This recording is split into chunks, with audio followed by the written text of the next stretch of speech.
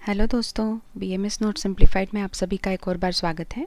और आप अगर यहाँ पर नए हैं तो मेरा नाम डॉक्टर अपूर्वा है और इस चैनल पर हम बीएमएस सिलेबस से लेके सभी चैप्टर्स के ऊपर हम लेक्चर्स करते हैं और उनके शॉर्ट में नोट्स देखते हैं, जिससे कि आपको एग्ज़ाम प्रिपरेशन करने में थोड़ी आसानी हो जाए। तो अगर आपको ये ऑडियो वीडियो नोट्स पसंद आते हैं तो प्लीज़ इस चैनल को लाइक, शेयर और सब्सक्राइब करना मत भूलिए। लाइक ज़रूर कीजिए, सब्सक्राइब करना भी एकदम फ्री है, आपके लिए फ्री है, लेकिन मेरी काफ़ी हेल्प हो जाती है उससे। तो प्लीज़ सब्सक्राइब ज़रूर कर दीजिए। आपके दोस्तों के साथ भी, क्लासमेट्स के साथ भी इसे ज़रूर शेयर कीजिए।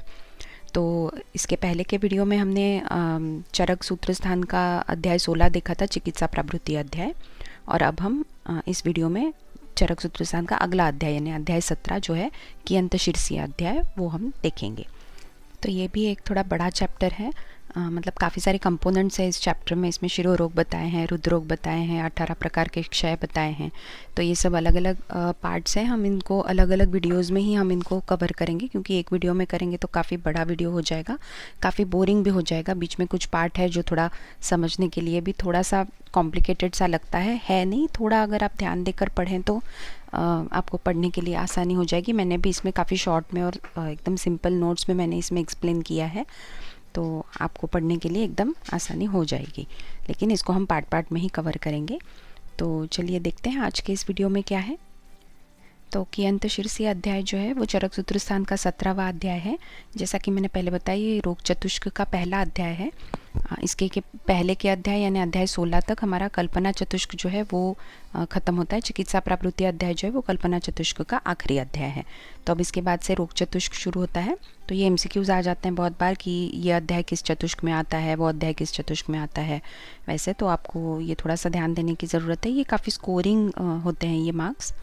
तो आज के इस वीडियो में हम क्या पढ़ने वाले हैं, तो इसमें हम इस अध्याय में हम बेसिकली हम सिर की परिभाषा देखेंगे, हम शिरोरोग के बारे में देखेंगे, हम हृदय रोग के बारे में देखेंगे, दोषों के मान के अनुसार जो 62 तरह की व्याधियां हैं हम उसके बारे में भी पढ़ेंगे। 18 प्रकार के क्षय कौन से हैं वो हम देखेंगे, 7 तरह की पीड़िकाएँ कौन सी हैं वो हम देखेंगे, और फिर दोषों की त्रिविध गति जो है उसके बारे में भी हम इस अध्याय में पढ़ेंगे। तो इतना कुछ है इस अध्याय में, इसलिए ये एक वीडियो में कवर नहीं कर सकेंगे, हम इसको तोड़ तोड़ के करते हैं। तो आज के इस वीडियो में हम प्राइमरीली शिरोरोग के बारे में ही हम देखेंगे। तो इस अध्याय में अग्निवेश ने कुछ प्रश्न किए थे आत्रेय से। तो कितने प्रश्न किए थे? 6 प्रश्न किए थे। तो ये संख्या आपको याद रखनी है कि 6 प्रश्न किए थे। ये पूछ लेते हैं कई बार एमसीक्यूज़ में।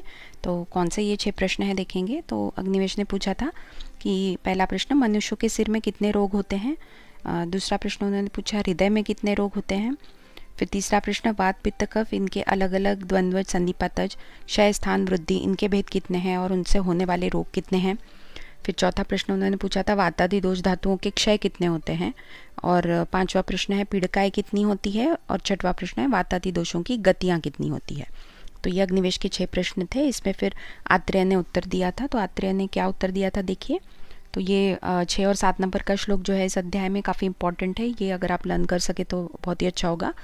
तो देखिए श्लोक में क्या है, दृष्टा पंच शिरोरोगः पंचैव हृदयामयः व्याधि नाम, ये जो यदिका दिख रहा है यहाँ पे, यदिका नहीं द्वयधिका होना चाहिए, द्वयधिका षष्ठी दोषमान विकल्पजा दशाष्टौ च क्षया सप्त पीड़का माधुमेहिका दोषाणाम त्रिविधा चोक्ता गति ही विस्तरतः शृणु। तो ये मैंने कोशिश की है इस श्लोक को भी मैं संधि विग्रह करके बोल सकूं ताकि आपको समझने में आसानी हो। तो आत्रेय के जो उत्तर हैं वो इन्हीं 2 श्लोक में हैं। तो इसको हम नेक्स्ट स्लाइड पे देखते हैं, इसको थोड़ा डिस्क्रिप्शन में। तो इन्होंने कहा है, दृष्टा पंच शिरोरोगा यानी 5 तरह के शिरोरोग होते हैं। पंचैव हृदयामया यानी हृदय रोग भी 5 तरह के होते हैं। व्याधिनाम द्वयधिका षष्ठी, द्वयधिका षष्ठी यानी 60 और द्वयधिका यानी उससे 2 अधिक यानी कि 62। तो 62 जो है वो मान विकल्प जाए, यानी मान विकल्प से जो व्याधियाँ है वो 62 तरह की होती है, 62 प्रकार की होती है। दशाष्टौ च क्षया, 10 अष्टो यानी 18 प्रकार के क्षय होते हैं। सप्त पीड़का माधुमेहिका, और मधुमेह पीड़िका जो होती है वो 7 तरह की होती है। और दोषाणाम त्रिविधा चोक्ता गति विस्तरतः शृणु, तो त्रिविध जो है वो रोगों की, दोषों की गति होती है। तो इन सब को अभी तुम विस्तार से सुनो, ऐसा आत्रेय ने अग्निवेश से कहा। तो शिरोरोग जो है वो 5 है, वातज पित्तज कफस निपातज कृमिज, ये 5 प्रकार के शिरोरोग हो गए। हृदय रोग जो है वो भी 5 है, यही है वातज, पित्तज, कफज, सन्निपातज और कृमिज। इसके बाद वात, पित्त, कफ, इनके जो क्षय, स्थान, वृद्धि, इनके जो अलग अलग प्रकार है, द्वंद्वज प्रकार है, सन्निपातज प्रकार है, ये सब मिला के जो रोग होते हैं वो 62 तरह के होते हैं। इसको थोड़ा हम देखेंगे अच्छे से डिटेल में बाद में। और क्षय जो होते हैं वो 18 प्रकार के होते हैं। मधुमेह पीड़िकाएँ जो है वो 7 होती हैं और दोषों की गतियाँ जो है वो 3 है। तो ये श्लोक अगर आप लर्न कर लेंगे तो ये सारे नंबर्स ही आपको याद हो जाएंगे अपने आप से आराम से। और ये बहुत इंपॉर्टेंट है, एमसीक्यूज़ है, ये पूछे जाते हैं कि ये रोग कितने हैं, क्षय कितने हैं, पीड़िकाएँ कितनी होती है, ये सब एमसीक्यूज़ में आ जाता है। तो अब हम शिरोरोग के ऊपर सबसे पहले वर्णन देखते हैं, जिन्हें हम डिजीजेस ऑफ द हेड कहते हैं। तो सबसे पहले तो एमसीक्यूज़ के लिए आप देखिए राइट साइड में यहाँ पे कि किसने कितने तरह के शिरोरोग माने हैं। तो चरक ने तो जैसे कि हमने देखा उन्होंने 5 तरह के शिरोरोग होते हैं ऐसे बताया है। और सुश्रुत और भाव प्रकाश और योग रत्नाकर इन्होंने जो है 11 प्रकार के शिरोरोग माने हैं। और वाग्भट जो है वो कहते हैं कि 10 प्रकार के शिरोरोग होते हैं, उसमें से 9 रोग जो है उन्होंने कपालगत बताए हैं। तो ये एमसीक्यूज़ में आ जाता है, बहुत इंपॉर्टेंट है, बहुत एग्ज़ाम्स में पूछा जाता है इसके बारे में, तो ये थोड़ा नोट कर लीजिए आप। अब इसके बाद हम देखते हैं कि शिरोरोग का निदान और संप्राप्ति क्या है। तो इसका निदान जो है यानी इसके कारण जो है वो देखिए, तो मलमूत्र के वेग को रोकने से, दिन में शयन करने से, रात्रि में जागरण करने से, नशीली वस्तुओं का सेवन करने से, बहुत ऊंचे स्वर में बोलने से, और ओस लग जाती है अगर सुबह की ठंडी ठंडी उसकी वजह से, फिर पूर्व दिशा की बहने वाली हवा में अगर हम बैठते हैं उससे, अधिक ज़्यादा मैथुन करने से, मन के विपरीत गंधों का सेवन करने से, धूल, धुआं, शीत और धूप इन सब के अधिक सेवन करने से, और खाने में फिर गुरु, अम्ल, हरा मसाला यानी अदरक, मिर्ची वगैरह अगर कोई ज़्यादा खाता है तो उससे, और अत्यंत बहुत ज़्यादा ठंडे जल का सेवन करने से या उससे स्नान भी कर लेने से, सिर पर चोट लगने से, इन सब की वजह से जो है शिरोरोग होता है। इसके अलावा आमदोष के अधिक दूषित हो जाने से होता है, बहुत ज़्यादा रोने से होता है, या फिर आंसू के वेग को एकदम ही रोक देने से भी होता है। आकाश में बहुत ज़्यादा मेघों का छाना, इस समय भी कई बार हम ऐसे हमें बड़े बुजुर्गों को हमने बोलते हुए भी सुना होगा कि आज का वेदर जो है एकदम बादल वाला वेदर है और सिर दुख रहा है, इसी वजह से मेरा सिर भारी लग रहा है वगैरह वगैरह। तो ये भी एक कारण बताया गया है शिरोरोग का। इसके अलावा मानसिक कष्ट की वजह से भी शिरोरोग होते हैं, और देश और काल की विपरीतता से भी शिरोरोग होते हैं।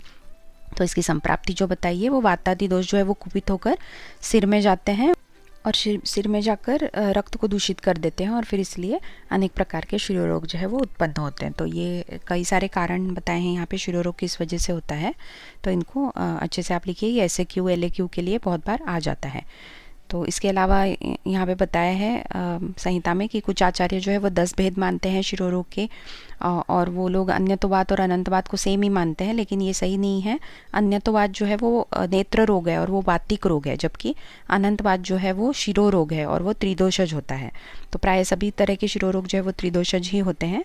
तो ये MCQs यहाँ पर आ जाते हैं कई बार, लेकिन त्रिदोषज तो होते हैं, लेकिन प्रधानता के दोष की प्रधानता के आधार पर ही उनको वातज, पित्तज, कफज इस तरह के भेद उनके बनाए गए हैं। इसके अलावा भी और भी कई सारे शिरोरोग होते हैं, लेकिन यही प्रधान होते हैं, ये 5 प्रधान होते हैं, इसीलिए इनका अलग वर्णन यहाँ पर किया गया है। तो शिरोरोग जो है उसी को हम शिरोशूल भी कह सकते हैं, शिरोभिताप कह सकते हैं, शिरोवेदन भी कह सकते हैं।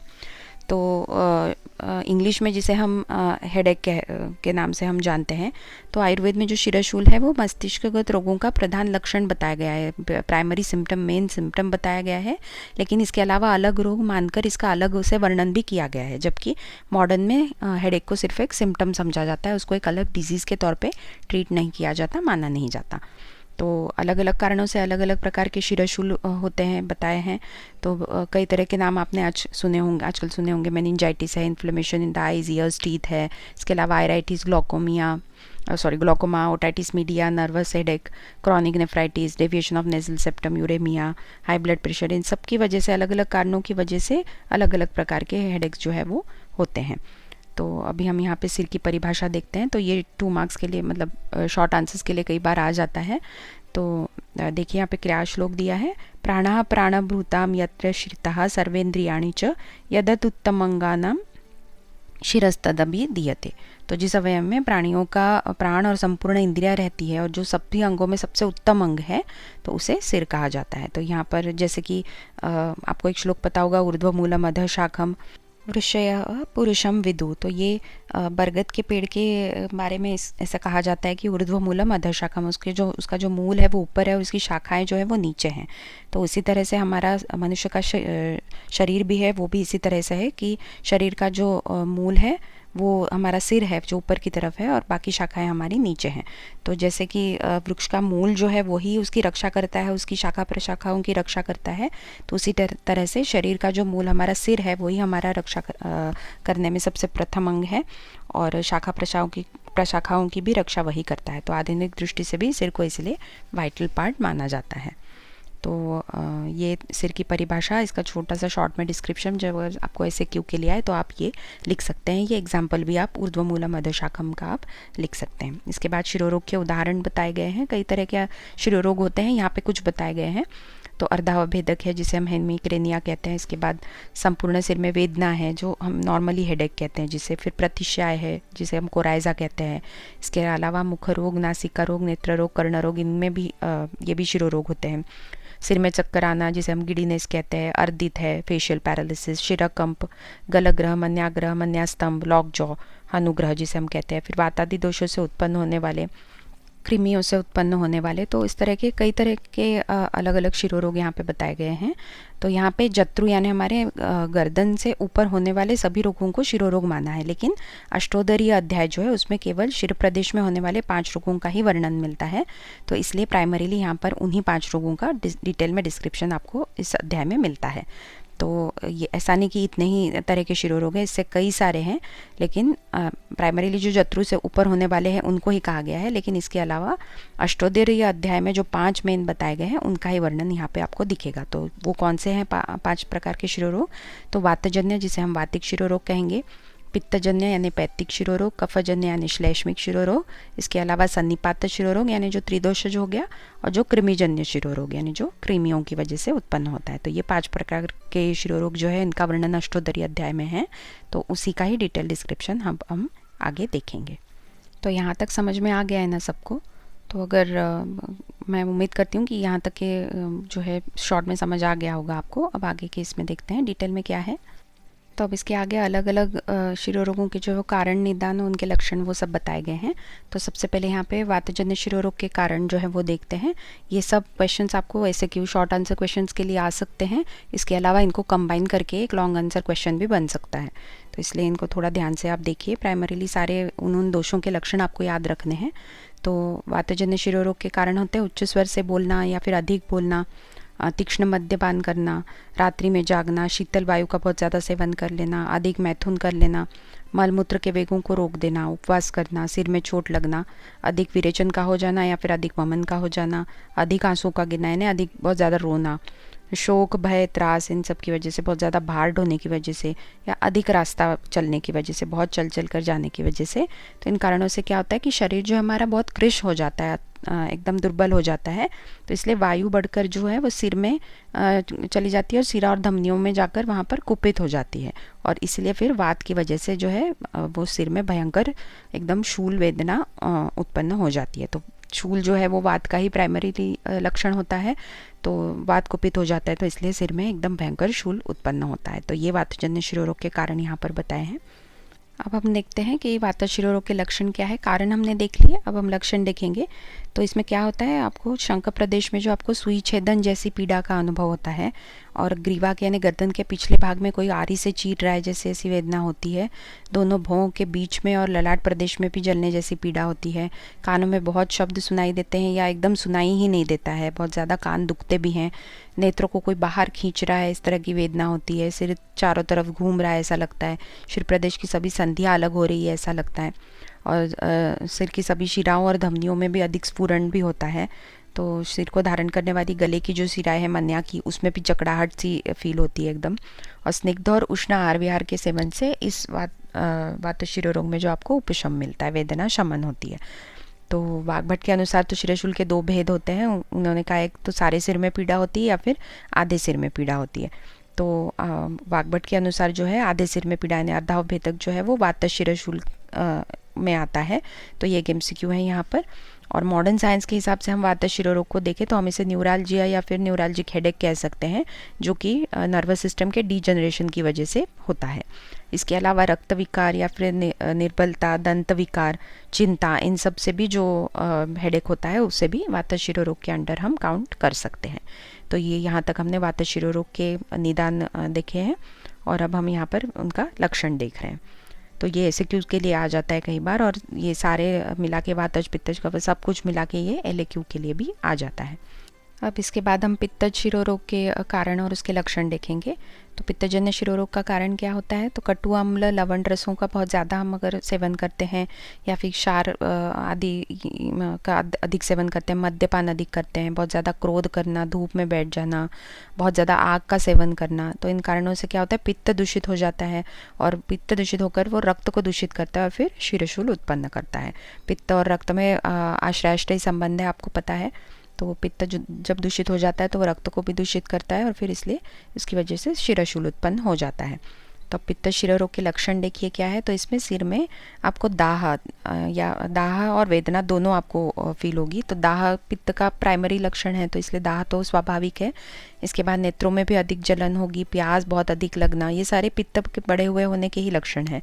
इसके बाद सिर में अधिक चक्कर आना, पसीना निकलना और शीतल वस्तु का उपयोग करने से आपको लाभ मिलता है इसमें। तो ये पित्त शिरोरोग के लक्षण होते हैं। तो मॉडर्न साइंस के हिसाब से हम इसको बिलियस हेडेक के तौर पे हम इसको कंपेयर कर सकते हैं। तो इस प्रकार का शूल जो है पाचन संस्थान की विकृति में, यानी मंदाग्नि में, अजीर्ण में, अम्ल पित्त में बहुत ज़्यादा सीवियर एसिडिटी हो जाती है, इंडाइजेशन हो जाता है बहुत, या फिर यकृत रोग में या फिर आंत्रशोथ में, तो इस तरह के हेडेक आपको मिलता है जिसे हम बिलियस हेडेक हम मॉडर्न साइंस में कह सकते हैं। तो ये पित्तजन्य शिरोरोग के कारण यानी कि निदान और लक्षण हमने यहाँ पे देखे। अब देखते हैं कफजन्य शिरोरोग के क्या कारण हैं और उसके क्या लक्षण हैं।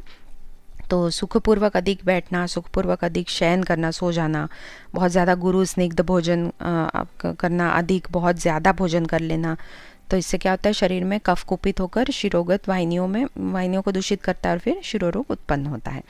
तो इसके लक्षण क्या है? इसके लक्षण सारे कफ के कुपित होने के जो लक्षण होते हैं वही होते हैं। मंद वेदना होती है, शून्यता प्रतीत होती है, एकदम भारीपन लगता है सिर में, सिर स्तिमित लगता है यानी किसी ने गले कपड़े से ढक दिया हो ऐसा लगता है, तंद्रा होती है, आलस्य होता है और भोजन में एकदम अरुचि होती है। तो ये सब जो लक्षण होते हैं कफ शिरोरोग में होते हैं। तो मॉडर्न साइंस के हिसाब से हम इसे कैटारल यानी प्रसेकज या फिर संवाहित पीड़ा जिसे हम रेफर्ड पेन कहते हैं, तो उसके साथ हम इसको कंपेयर कर सकते हैं। तो इस प्रकार का शूल जो होता है वो प्रतिशय में, दृष्टि शक्ति की कमी में, अगर आँख में कमजोरी है उसकी वजह से, दंत रोग में, मध्यकर्ण शोथ में, आमाशय की विकृति में या फिर गर्भाशय की विकृति तक में इसको हम देख सकते हैं। तो ये इसे हम मॉडर्न साइंस के साथ इस तरह से कंपेयर कर सकते हैं। बार्कभट्ट के अनुसार और आचार्य सुश्रुत के भी अनुसार दिन की अपेक्षा इसमें रात्रि में अधिक वेदना होती है। ये अधिक लक्षण बताए ऊपर जो बताया वो चरक के अनुसार है और ये अधिक लक्षण है। तो ये भी पूछ लिया जाता है बहुत बार MCQ में, और SAQ अगर आता है तो आप ज़रूर इंक्लूड कीजिए इसको। और नेत्रों के चारों ओर शोथ भी रहता है, कानों में खुजली रहती है और वमन रहता है। तो इसमें दिन की अपेक्षा अधिक वेदना रात्रि में होती है। ये एक इम्पॉर्टेंट MCQ है, इसको आप मार्क कीजिए। तो ये हो गया कफज। अभी सन्निपात शिरोरोग का क्या लक्षण है वो देखते हैं। तो इसमें वात से शूल, भ्रम और कंप, पित्त से सिर में दाह, मद और नशा सा प्रतीत होना, सिर में प्यास लगना ये होता है, और कफ की वजह से सिर का भारीपन, तंद्रा ये होता है। तो जाहिर है सन्निपातज यानी तीनों दोष इसमें मिले होंगे। तो सभी शिरोरोग त्रिदोषज ही होते हैं। दोषों की अधिकता के अनुसार इनको वातज वगैरह क्लासिफिकेशन किया गया है। तो सभी दोषों के लक्षण आपको इसमें दिखेंगे। और मॉडर्न साइंस के हिसाब से हम इसको फ्रंटल साइनोसाइटिस की तरह से कंपेयर कर सकते हैं, जिसे हम पूरा कपालीय वायु विवर शोथ कहते हैं आयुर्वेद में। तो फ्रंटल साइनोसाइटिस के हिसाब से इसको कंपैरिजन हम कर सकते हैं। तो ये MCQs आ जाते हैं कि सन्निपात शिरोरोग मॉडर्न साइंस को हम किसके साथ इसको कंपेयर कर सकते हैं। तो इस तरह की छोटी छोटी चीज़ें होती है MCQs में पूछी जाती है, तो थोड़ा सा आप नोट डाउन कर लीजिए। अब इसके बाद आखिरी में देखते हैं हम कृमिजन्य शिरशूल के क्या कारण हैं।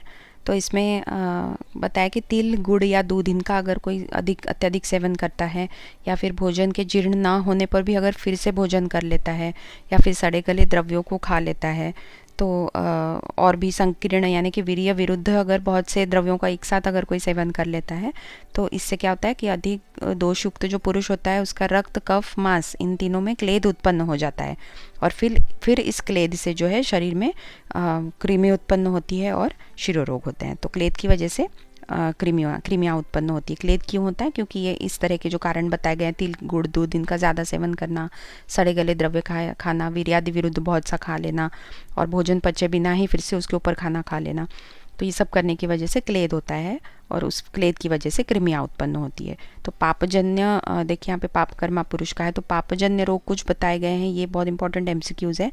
तो इनमें कौन से 5 डिजीजेस आते हैं देखिए, तो इसमें उन्माद, कुष्ठ, श्वित्र, उदर रोग और कृमिज शिरोरोग स्पेशली ये लिखा हुआ है यहाँ पर, ये बताया है इन्होंने। ये 5 तरह के जो है ये पापजन्य रोग में काउंट होते हैं, तो ये MCQ भी आ जाते हैं बहुत बार। अब मॉडर्न के हिसाब से हम इसे 2 इसमें डिवाइड कर सकते हैं। एक साक्षात कृमिजन्य जैसे कि साइनोसाइटिस में दिखाई देता है हमें, तो नासिका द्वारा स्राव के साथ में कृमि भी गिरते हैं, और एक परंपरिया कृमिजन्य, तो जो कि डायरेक्टली हमको जिनमें कृमि नहीं दिखते हैं लेकिन इनडायरेक्टली इनका असर होता है। जैसे कि इंटेस्टाइन में, हमारे पेट में जब कृमियाँ होती है, वर्म्स होते हैं, जैसे कि अंकुश मुख कृमि हो गए, गंडुपत कृमि हो गए, तो ये आंत्रस्थ रक्त पर निर्वाह करते हैं, हमारे इंटेस्टाइनल ब्लड पे ये निर्वाह करते हैं, इसी पे पलते बढ़ते हैं और फिर इसलिए शरीर में जो है रक्ताल्पता हो जाती है और उस रक्ताल्पता के कारण, ब्लड लॉस के कारण हमको शूल उत्पन्न होता है। तो ये हो गया परंपरिया कृमिजन्य। तो इस तरह के 2 प्रकार हो जाते हैं, साक्षात कृमिजन्य और परंपरिया कृमिजन्य। तो अब कृमिजन्य शिरोशूल के लक्षण क्या है वो देखते हैं। तो इसमें आपको होता है एकदम व्यध यानी कि विधे जाने की तरह पीड़ा होती है, छेदे जाने की तरह पीड़ा होती है, रुजा होती है, बहुत वेदना होती है, कंडू यानी कि खुजली होती है, शोफ होता है, दुर्गंध होता है, भयंकर रोग होता है और बहुत ये इस तरह का जो भयंकर होता है और बहुत शीघ्र प्राणघातक होता है। अगर आप इसकी इलाज अगर ठीक से जल्दी से ना किया जाए तो ये बहुत शीघ्र प्राणघातक भी हो सकता है। तो चरक ने तो अलग अलग दोषों से कृमियों की उत्पत्ति बताई है। वाग्भट और सुश्रुत का कहना है कि संधिपात से ही सिर में कृमियों की उत्पत्ति होती है, तो ये MCQ है। तो ये चरक कहते हैं कि अलग अलग दोषों से होती है और वाग्भट और सुश्रुत का कहना है कि संधिपात से ही होती है। तो यहाँ पर एक और MCQs एक ऊपर देखिए मैंने राइट साइड में दिया हुआ है। तो शरीर का मूल जो है वो वाग्भट कहते हैं कि वो सिर है, सुश्रुत ने माना है नाभि और पराशर गुदा को जो है वो शरीर का मूल मानते हैं। तो ये MCQs इसमें ना सही रैंडमली किसी और भी इसमें आपको पूछे जा सकते हैं कि शरीर का मूल किसे माना गया है, तो अलग अलग आचार्यों के हिसाब से अलग अलग है। तो अब यहाँ पे संक्षेप में फिर देखिए, शिरोरोग जो है चरक ने 5 कहे हैं, लेकिन रोगा विविध लक्षणा शिरसी जयंती के हिसाब से अर्धावभेदक वगैरह भी इसमें ही उन्होंने गिन लिए हैं। तो प्राइमरीली उन्होंने 5 बताए हैं, वाग्भट ने 10 माने हैं और सुश्रुत ने 11 तरह के शिरोरोग माने हैं। तो यहाँ तक कि ये शिरोरोग का प्रकरण हमने कवर कर लिया है। तो मैं उम्मीद करती हूँ कि ये चैप्टर थोड़ा इजी हुआ होगा यहाँ तक का पार्ट आपको समझने के लिए, और ये ऑडियो वीडियो नोट्स आपके अगर कुछ काम में आए हैं, आपको ये पसंद आए हैं, तो प्लीज़ इस चैनल को लाइक, शेयर और सब्सक्राइब करना मत भूलिए। और इसके नेक्स्ट वीडियो में हम हृदरोग के बारे में देखेंगे। तो ऐसे धीरे धीरे करके हम सारे कंपोनेंट्स इसके हम कवर करेंगे और हो सके तो दोषों के मान के अनुसार जो 62 व्याधियाँ हैं उसको भी हम अगले वीडियो में कवर करने की कोशिश करेंगे, ताकि बहुत ज़्यादा वीडियोज़ भी ना हो।